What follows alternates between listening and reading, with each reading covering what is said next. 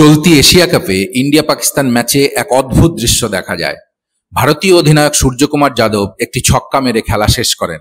এরপর batting partner Shivam দুবের সঙ্গে হাত মেলান এবং সরাসরি মাঠ ছেড়ে বেরিয়ে যান। পাকিস্তানি খেলোয়াড়দের দিকে করমর্দনের জন্য হাত বাড়াননি।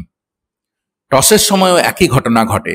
পাকিস্তান অধিনায়ক সালমান আলী আগা এবং সূর্যকুমারের মধ্যে কোনো করমর্দন হয়নি। পরে বিষয়টি নিয়ে প্রশ্ন করা হলে সূর্যকুমার যাদব ব্যাখ্যা দেন, দেখুন, আমি মনে করি জীবনে কিছু কিছু বিষয় খেলোয়াড় সুলভ মানসিকতার থেকেও বড়। আমাদের সরকার এবং বিসিসিআই ও আমরা একই অবস্থানে ছিলাম।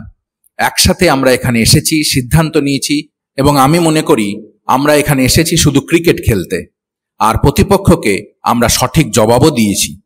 আমি পুরস্কার বিতরণী মঞ্চেও বলেছি যে আমরা পহেলগাম সন্ত্রাসী হামলার সব ভুক্তভোগীদের পাশে আছি, তাদের পরিবারের প্রতিও আমাদের সমবেদনা রয়েছে। আবারও বলছি, এই জয় আমরা উৎসর্গ করছি আমাদের সাহসী সেনাবাহিনীকে, যারা অপারেশন সিন্দুরে অংশ নিয়েছিলেন। তারা আমাদের যেভাবে অনুপ্রাণিত করেন, সুযোগ পেলে আমরাও তাদের অনুপ্রাণিত করার সর্বোচ্চ চেষ্টা করব। পরে পাকিস্তানের কোচ মাইক হেসেন জানান, আমরা তো হাত মেলানোর জন্য প্রস্তুত ছিলাম, প্রতিপক্ষ তা করেনি, এতে আমরা হতাশ। আমরা এগিয়ে গিয়েছিলাম হাত মেলাতে, কিন্তু তারা ইতিমধ্যেই ড্রেসিং রুমে চলে যাচ্ছিল। ম্যাচটা শেষ করার এই পদ্ধতি ছিল হতাশাজনক। যদিও খেলার মান নিয়েও আমরা হতাশ, তবু হাত মেলাতে আমরা আগ্রহী ছিলাম।